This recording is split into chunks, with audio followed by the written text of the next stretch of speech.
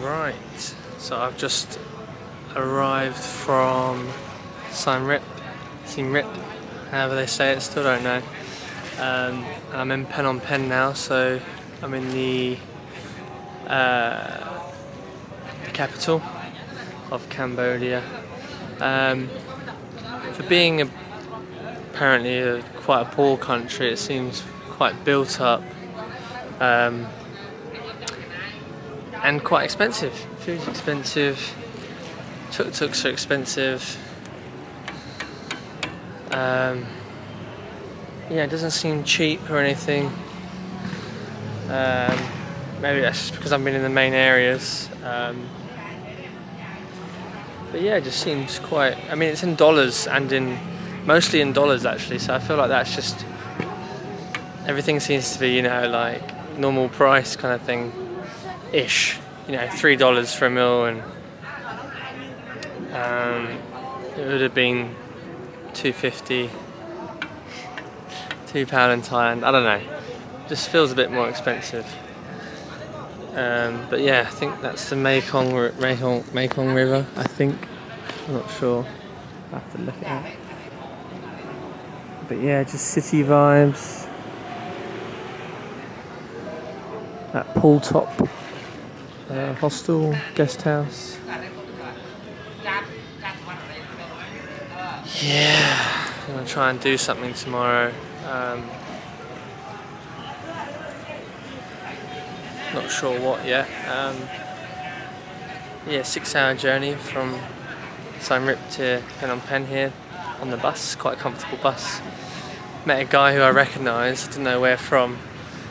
But I was like, where do I know you from? Where? And I was like, where have you been? And he said everywhere that I'd been, so God knows. Just recognised his face. But yeah, tomorrow try and do something, and I'm off to Vietnam in a couple of days. Woo. Right, it's the morning in Phnom Penh, and I decided to hire a 250cc kind of dirt bike. $15 for today, and I gave him passport as deposit.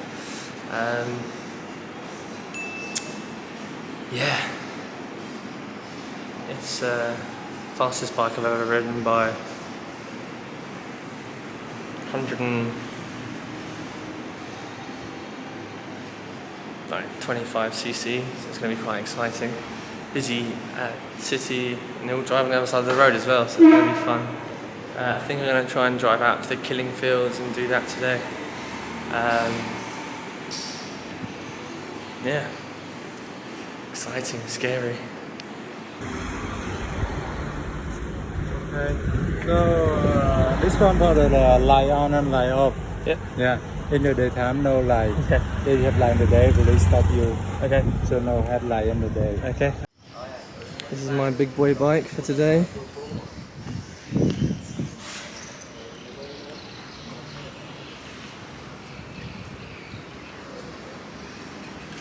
Pretty hefty.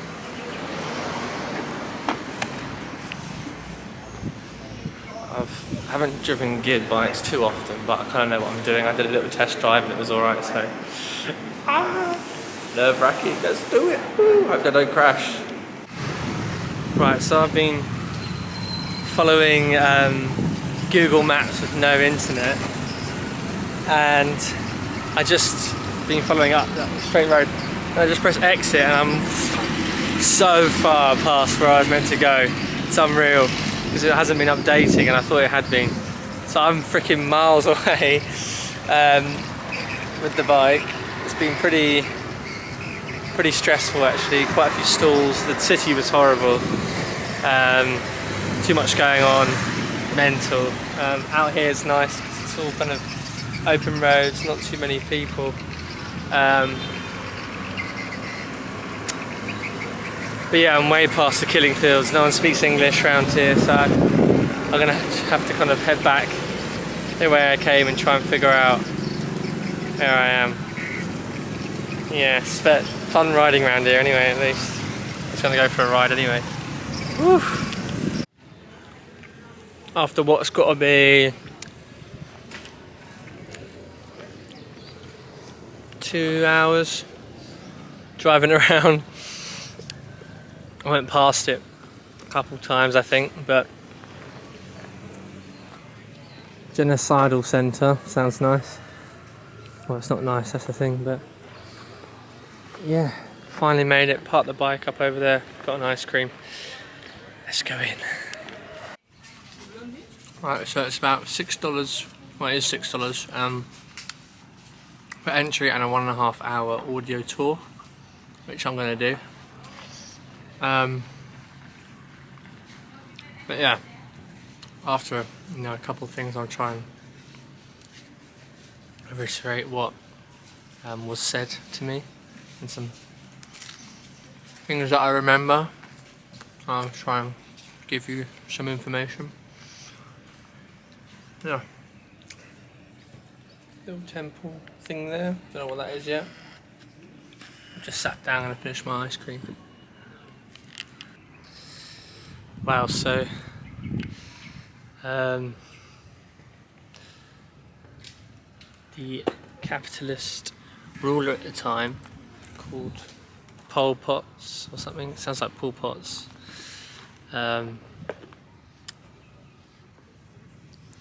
he wanted to go back to basics, and he thought the farmers and the peasants were his heroes. He didn't like the city people with all their, valuables and items that they care about, So he basically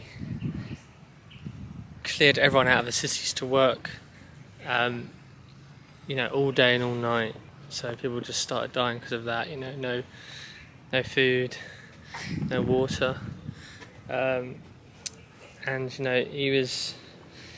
wanted everyone to go back to their roots, no religion, and just follow this organisation that he called it. And he killed like 3 million people in 3 years. Just crazy. This is one of the sites where I guess they took people just to kill them. But yeah, he'd kill some of his own family if they'd try and stand up to him, or they didn't believe in what he said, stuff like that, his own family. And yeah, his organisation, his group of men, or his army is called Khmer Rouge. I think Khmer Red, so it's like capitalist red colours and stuff like that. So yeah, that's what I've got so far, and this is the first audio clip, so it's going to be pretty serious. Yeah, so people are bought in trucks every few weeks, about 70 to 80 in trucks every few weeks, and in 1978 it went to like 200, 300 a day. Just I have no idea why. I guess he just got to that point where he's like, I'm going to kill all these people, all these city people and kids and children and adults and wives. And it was only a couple of decades ago. Pretty insane. Yeah, they're taken from torture camps and then brought here to be killed. So yeah, doesn't sound nice. I just listened to an audio clip from an actual guard who was taking all the people here to be killed from about 30 minutes down the road, apparently from a torture camp or something. And he said, yeah, they just told them that they were getting moved to a new house, so they wouldn't cause any chaos or commotion or fight back or anything like that. Yeah, imagine being that guy now, Jesus. I wonder if he's in prison for what he did, or they just forgave him because that was just the rules. Otherwise you kill or be killed, I guess. Jeez.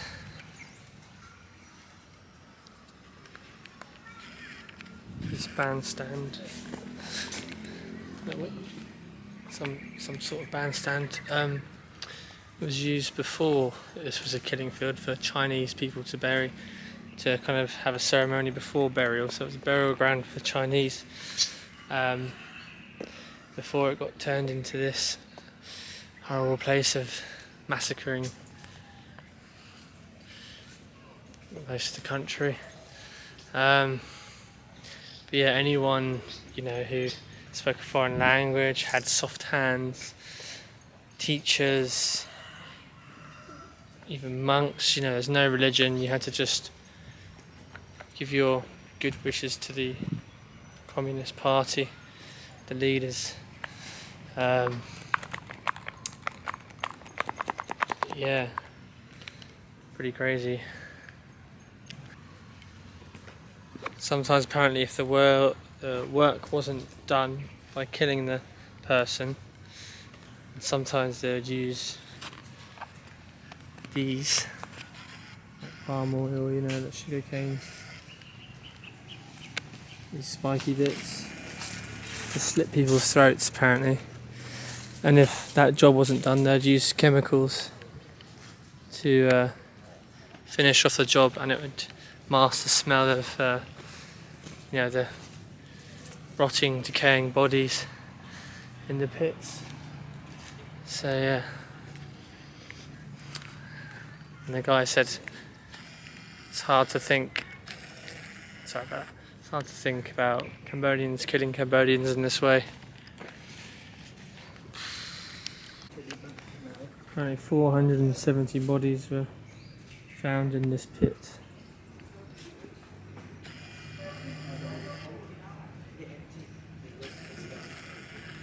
Obviously a lot more as well. Jesus. 129 mass graves over 6 acres. Better to kill an innocent by mistake than to spare an enemy by mistake. It's apparently a slogan used. Jesus. Apparently here was a killing tool storage room. They didn't use bullets because they're expensive. So they just hack people to death, slit their throats, bamboo, those bits of sugarcane thing I showed you, axes, scythes, hammers. It's brutal, brutal shit.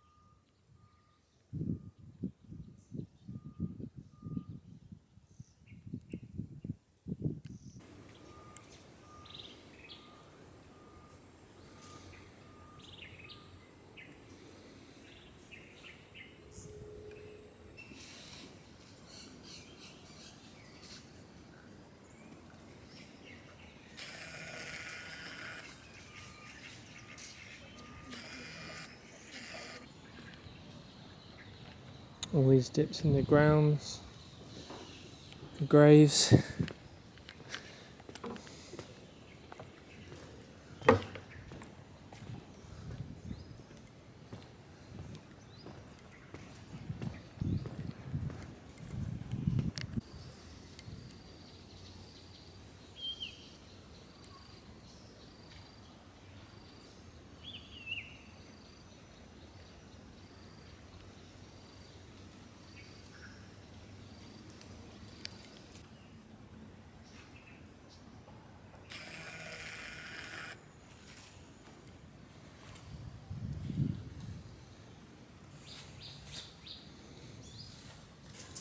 So apparently buried here 166 guards of the Khmer Rouge, because they were decapitated and called traitors. Obviously, thought they were defects or they said something and they got decapitated and then buried here.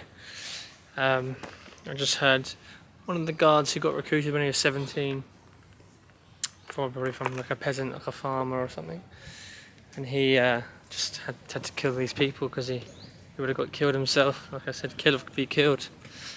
You know, what would you do if if you were going to be killed, you just have to do it, wouldn't you? Unfortunately.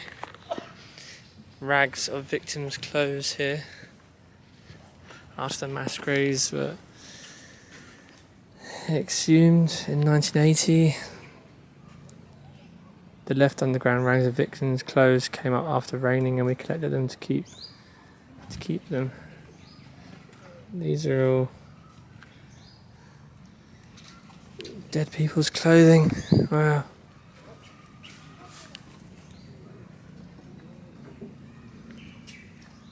Just normal people, normal clothes.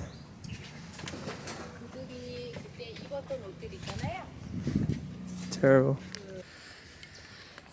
So in about 1979 or so, they went to the Khmer Rouge, but still they had left the country, I think, and were in the jungle, maybe in the Thai jungle. But the United Kingdom, Australia, USA all still thought of them as the leader, and China as well, of the country. And they got financial aid after all of this, still getting financial aid to try and get Cambodia back on its feet, and had a seat in the UN, big communist party. He had killed all these people who had a seat in the UN, and he was still the leader of the Khmer Rouge for 20 years after. Crazy.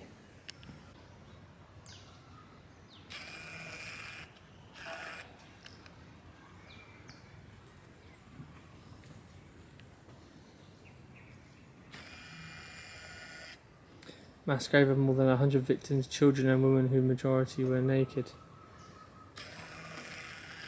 Jesus.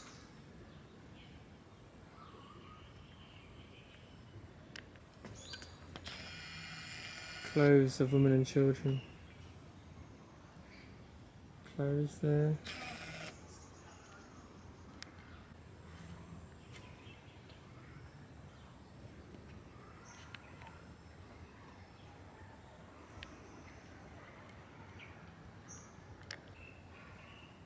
Apparently, the soldiers grabbed babies by their legs and smashed their head against this tree. Jesus. Apparently they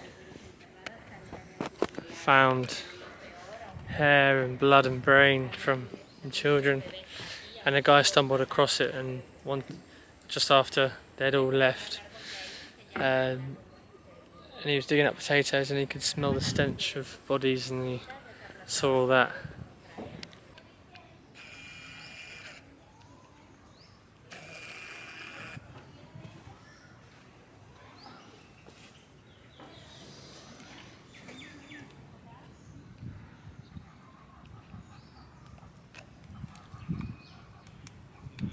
Every 3 months, bones still keep coming out of the ground here in rainy season, and clothes rising to the surface.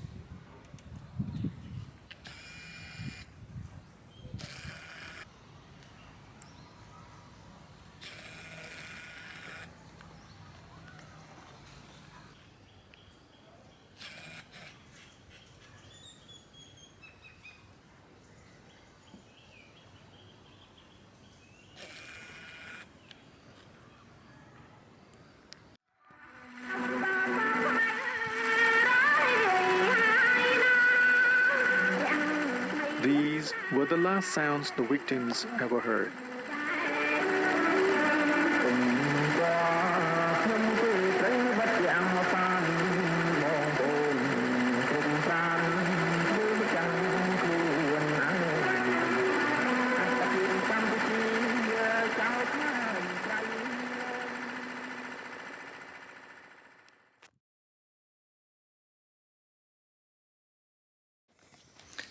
So what you just heard would have been the last thing the people getting executed would have heard as the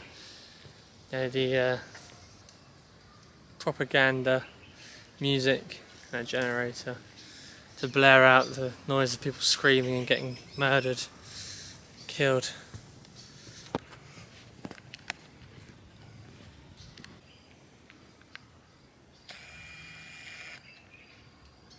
skull and bones there.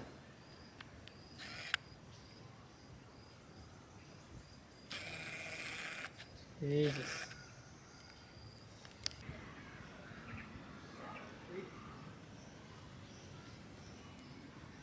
This was built in 1988.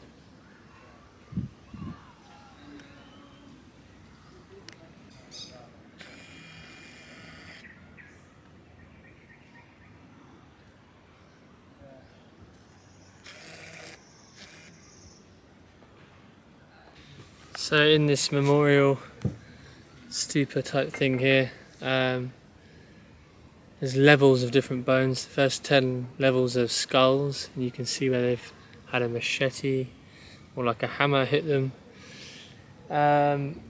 Different things like that, and then it goes to, you know, other parts of the body, but yeah, pretty gruesome. Shoes off for respect.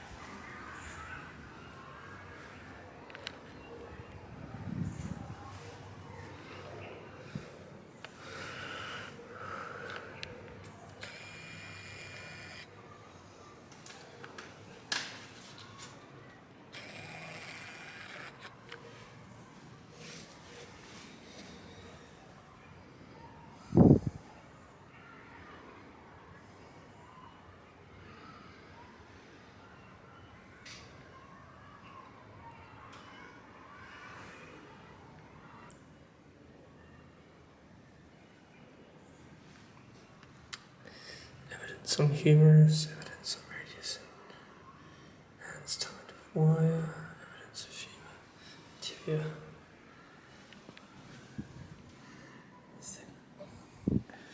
Cracking, skull cracking, a big hole. Jesus. Killing by crowbar, medical treatment, chemical treatment. Wow. Jesus.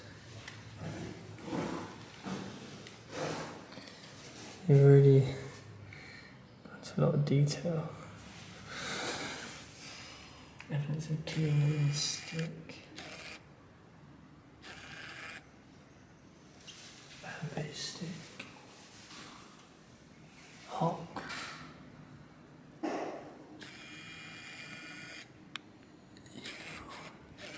Jesus. It's a female.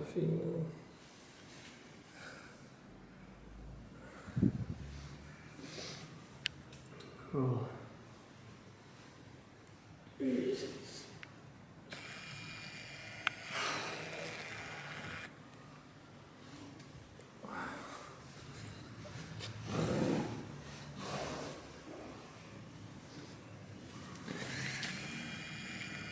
Hook knife, metal poles, more skulls. Jesus. Evidence of bayonet and bullet, cleaning rod, iron tool.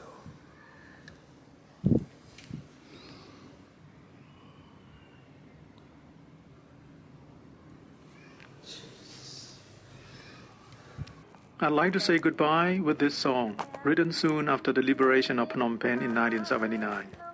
It speaks of love for the city and sadness for all that was lost.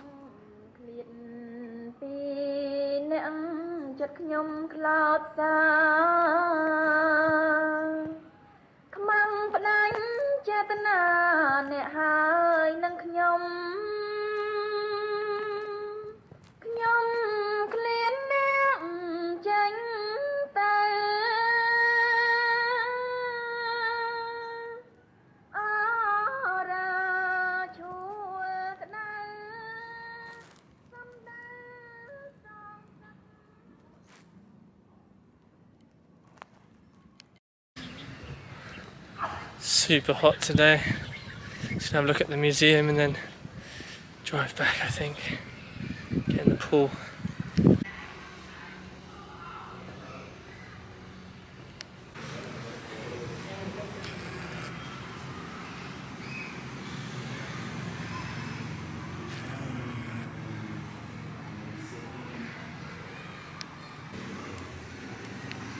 Piles of bones that they were unearthing. Look at that. Some bones here, here, here.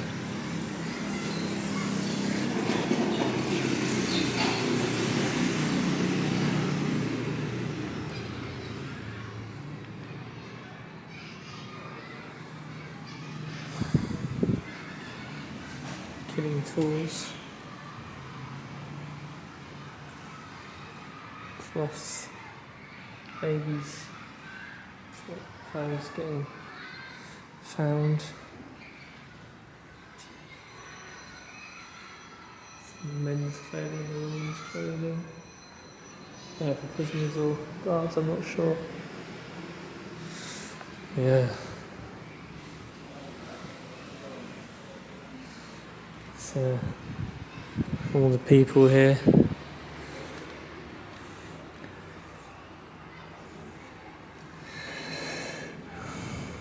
Math teacher and appointed official, teaching training school after some events in the community, Communist Party, 1970. He was arrested in May 1999 and has been in prison ever since. These are all the baddies. Alright, that was a pretty serious experience, pretty horrible, well, very horrible. That wasn't even that long ago. Mental. Glad times are changing for the better, hopefully, but yeah, time to get some mental riding through cities, crazy driving, wrong side of the road.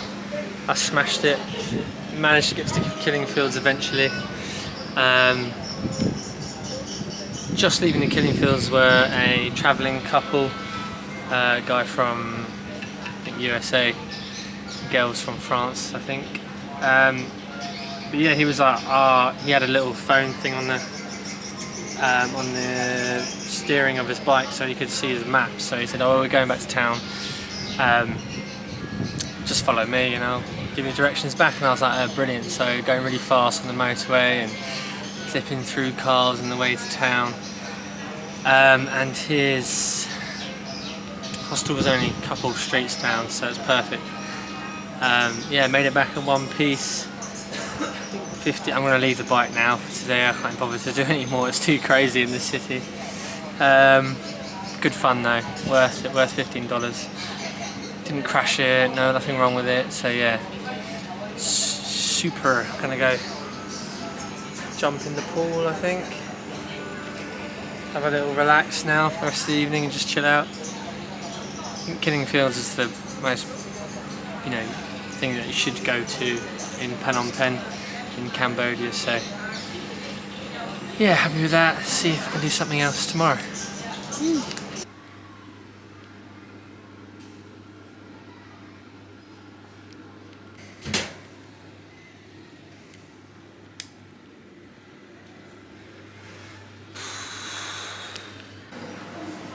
Right, so I'm still in Phnom Penh.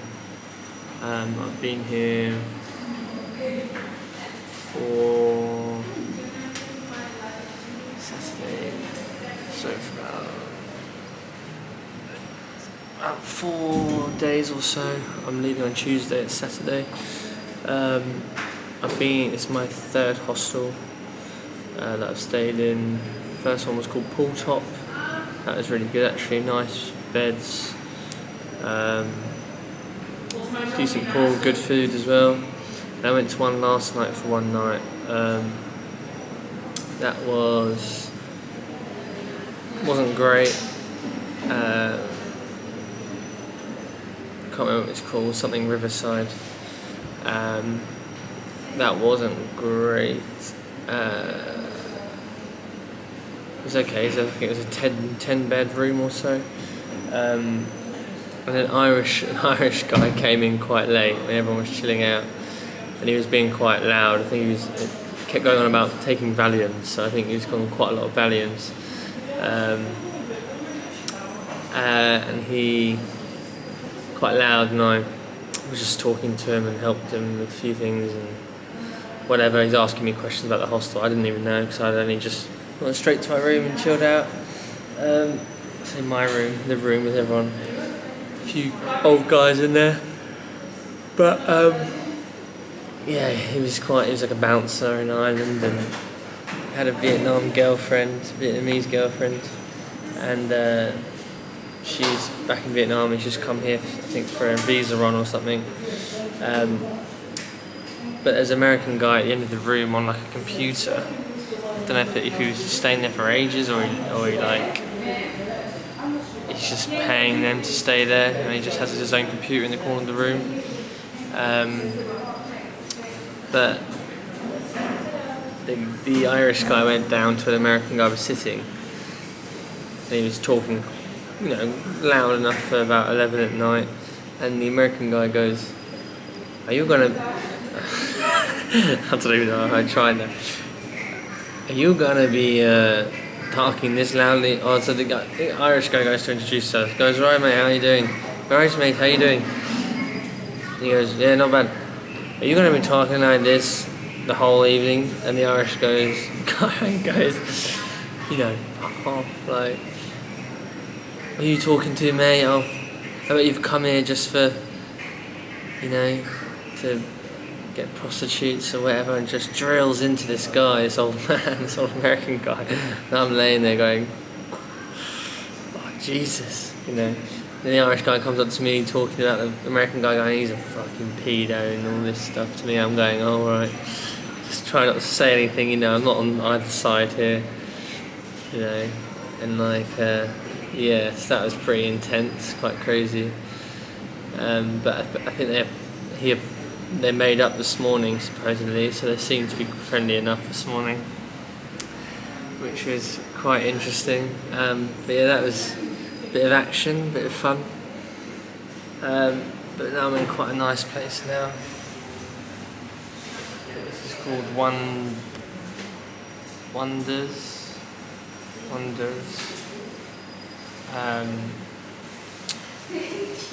So yeah, I haven't checked in yet. I've just been working a bit. All my photos, I thought my computer went wrong and I thought they were all deleted, but I managed to get them back, which I'm really chuffed about. That stressed me out a couple of days ago, so I just haven't done anything for a while, just to not get stressed out, because I felt very angry and annoyed when that happened. But it's all good. Had some really nice food here actually, a yogurt bowl and a Caesar salad, really nice. So yeah, hopefully I haven't done anything in Cambodia interesting really, apart from the temple tour in Siem Reap. So maybe do something touristy tomorrow in Phnom Penh. We'll see.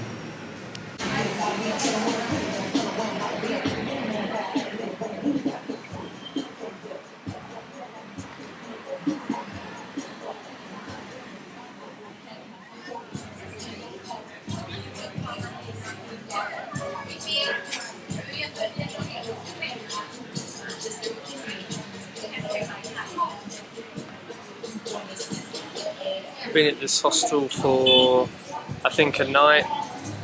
Can't really remember. I feel like I've been here for a while. So all I've been doing is working on my computer. Haven't gone out at all really since going to the killing fields the other day. But I haven't actually been up here at all the whole time I've been here. So yeah, it's quite a cool area. There's a pool up there as well, which I haven't seen or been in. I've just been working on videos. I think I've got 3 or 4 done, which is good. Need to be done.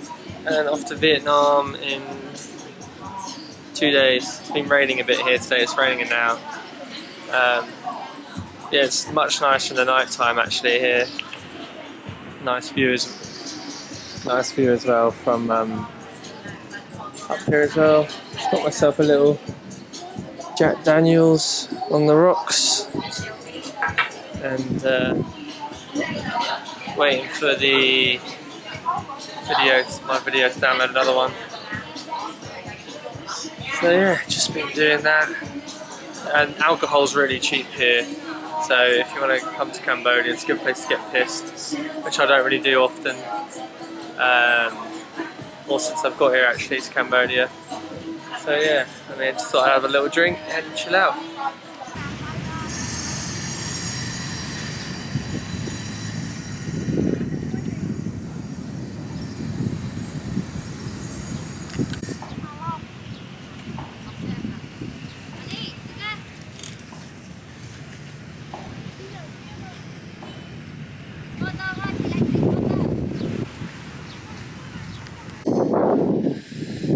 Right, so I think I forgot to mention, but after the killing fields, obviously had that kind of dirt geared bike, which I haven't really ridden. Haven't ridden a manual bike, only a couple of times really, on a friend's bike. So yeah, it was quite a eventful day. I think I mentioned that I went way too far and I had to turn around and come back because I didn't have any internet to use maps or anything like that. So that was eventful. And then on the way out of the killing fields, I bumped into an American guy and his travelling partner who I met in Vietnam. I think they were doing like a bike tour. They'd driven from Vietnam into Cambodia, and he was heading back to the city as well. So he was like, "Oh, why don't you follow me?" Because he had a phone on his bike handles. I think I may have mentioned that possibly. But yeah, so we head back. You know, decent ride. And I mentioned about that police just walk out into the street and pull random bikes over for checks. And almost happened to me on the way to the killing fields. But I was like the one just after they got pulled over, so I went around. Just missed that by a hair, because then they can, you know, if you don't have a license, which I don't, or I didn't have any ID or any passports on me, I didn't take anything with me, which is a bit stupid, but they ask for bribes, I'm sure, you know, or they take you in to prison and talk to you there or whatever. But I really did not want that to happen to me, so it's all good. Missed it by, you know, a hair, and then went round it another time. But then on the way back with these two American guy and someone else,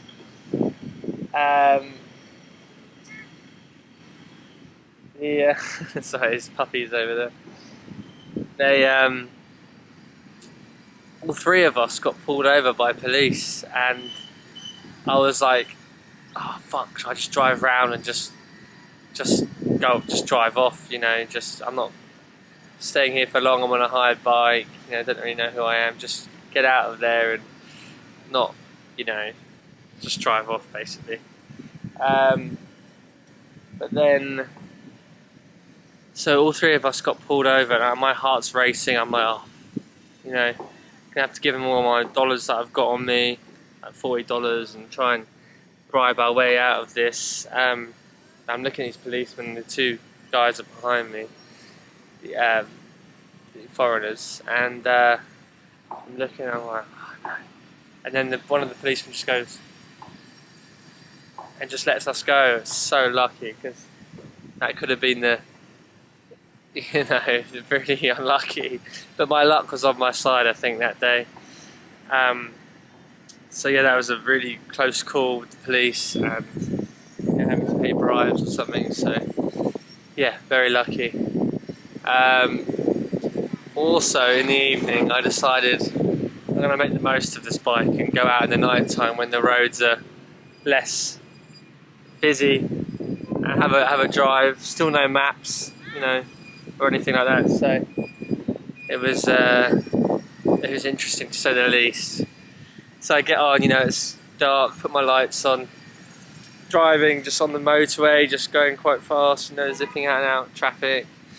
having a good time, and then the bike starts going zoom, zoom, zoom. And I'm thinking, no, you're joking, I can't be running out of petrol. So I looked earlier, I thought I had enough, and I looked, I've got smidge. So I've run out of petrol on the motorway in a foreign country, in a city, and I'm thinking, oh Christ, no one speaks English really. Yeah, oh no. So I got to a group of guys across the motorway, so I run over the motorway, go down this road, group of guys are going, I need petrol, gas, bike, finish, gas, petrol, petrol. And they're all going, kind of like, what does he expect us to do, whatever. And then a young policeman who was their friend turns up on a bike, and I think, oh Christ, here we go. He's gonna do me in for some money, and like, you know, because he was police, right? But I get on the back of his bike eventually, and he drives me to my bike. I'm trying to figure out what he wants me to do, and I get onto my bike, hold the clutch in, and he just, with his leg, he just puts his leg on my bike and pushes us quite fast all the way to the gas station and waits for me to fill up, and then he drives off. I give him a little bit of money. But yeah, very lucky that I got a nice guy as well, and very helpful. But what a day that was. Going too far past the killing fields, coming back, then getting stopped by police, and then thinking I can go on another ride, get the most out of the bike, and then running out of petrol. Yeah, what a day that was, but very, you know, you learn from your mistakes now. It was quite a memorable day, to say the least. But yeah, I haven't done anything really in Cambodia, not my, I mean, I haven't really travelled it, so I can't say it's not my favourite place, but being in the city is never great anyway. It's a bit samey. I guess it's quite a, it's not too bad.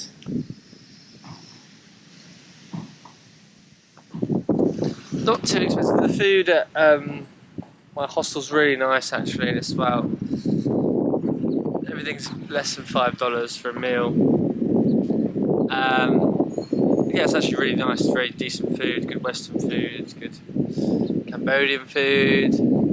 Everything I've been eating quite a lot. Just been working on a computer, staying in and eating really. So I think today I'm just gonna go for a little walk and in the area and see what's going on. Short walk down the promenade here. It's the river. Got some sort of big entrance to a temple, I'm guessing, of some sorts. Yeah, nice enough.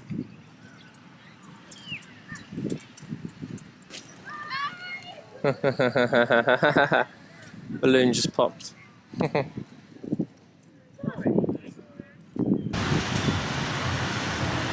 Huge toucans. Some sort of big bird.